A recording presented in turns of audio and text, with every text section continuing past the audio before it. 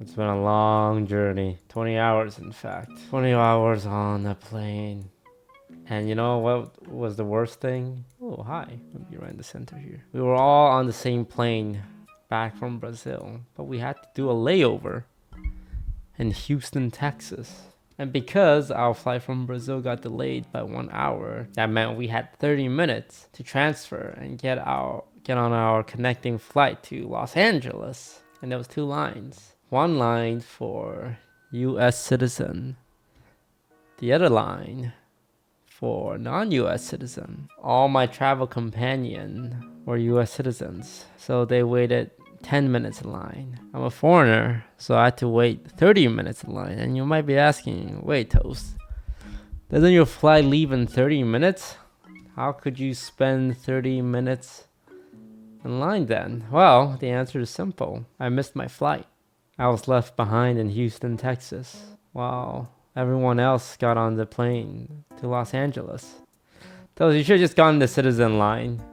You're right, because the reason why I should have gone there is once the citizen line were finished, they started pulling people from the foreigner line. And I'm like, I should have just sat in the citizen line, because the custom officer is not going to be like, hey, you lined up in the wrong line. They're equipped to like process both kind of citizenship. So I missed my flight, and as I was in line, I was already on my phone trying to book the next flight out, because I just know that there's other people who are gonna miss it as well, who are non-US citizen. One of them was a pro Valorant player, a guy called Aspas from Loud. He was at my line. I'm like, yo, he's not getting on that plane either. So as we were in line, I already booked the next flight out, because I just know when I go to that stupid United Airlines counter, they're gonna be like, well, next flight is in 10 hours. Why don't you just hang out until then? And luckily, I got the last ticket out. Loud is in LA now? No, Aspas is on Sentinels. No, wait, he's on Loud. Oh crap, did I just leak something? No, he probably wasn't Aspas. Sorry, I meant Pencada. Yeah, no, I got them mixed up. It was Pencada I saw. But yeah, I bought a ticket out. So normally tickets cost like $150 from Houston to LA, and it ended up costing $1,000 because it was like literally 2 hours from now. I had to chill at the airport for 2 hours. I was on the way there. We had a nighttime flight from Chicago at like 9 p.m. to Brazil, and I got on the plane, and they're like, oh, we're gonna have some technician take a look at the plane because the left phalange is broken. It might affect, our aerodynamics. I'm like, okay, that's fine. It's probably gonna take like 30 minutes. It's like, oh wow, it's going great, guys. We're gonna take off real soon. But to make this go faster, can we just have everyone deboard the plane? I'm like, that's not a good sign. So we all deboarded, and they're like, okay, we're ready. And then we all reboarded. They're like, actually, we just need a little more time. I'm like, okay, 30 minutes later. Actually, could you guys just all deboard the plane once more? We just gotta check one more thing here. So we deboard. And then finally they say, yeah, we can't fix this. There's no more flights to Brazil. You guys will be issued new flights for tomorrow. We don't know what time your flight will be, and we also don't know when we can tell you what time it will be. And here's the hotel, 10 miles away from the airport. So I stayed the night at the Chicago airport. I just ended up buying my own room. And spent the night at the Chicago O'Hare Airport. There's not a lot going on there at 1 a.m. I ordered room service, and it was terrible. It was not a great travel experience, but Brazil was fun. I enjoyed my time in Brazil, doing the Valorant stuff and the walking around stuff, and no, that's pretty much all I did in Brazil. Any fun Brazilian story? Before I went, I told Tarek the one thing I will not do. I told Tarek and Sydney this. The one thing I will not do is get dragged to the club at 12 a.m. on a weekend. I was very specific. I said, there's only one thing I don't want to do. I'll do everything else. The only thing I don't want to do is go to a club in Brazil at midnight on a weekend. Let me show you a picture.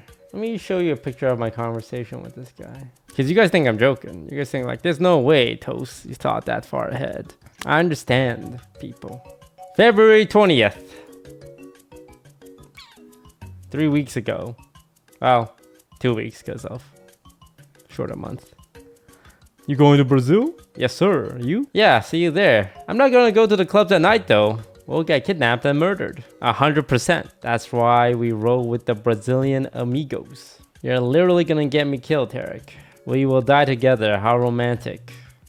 Brazil, easily top 5 destinations if I had to pick where to die. Alright, you go to the club. I'll be at the hotel bar staying alive. I'm just kidding, man. We don't have to go to the club, bro. Let's stay home and play Hearthstone. There's more to this world than partying. At least I've heard. We went to the club at night. It was fine though. We went to this Japanese themed club and the AC was blasting. A lot of dudes.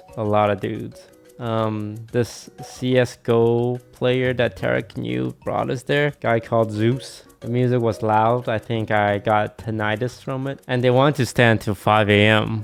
But we left at 2 because we had streaming tomorrow. And I was like, wow, too bad. I really would have loved to stay until 5 a.m. But we got the whole streaming stuff. So that was my Brazilian adventure. I would never really felt like unsafe in Brazil. I think as long as you apply the same like common sense you apply anywhere. Like in LA, don't go to Skid Row. When you're in San Francisco, don't go to the Tenderloin. As long as you're being smart about it, I think you'll be fine.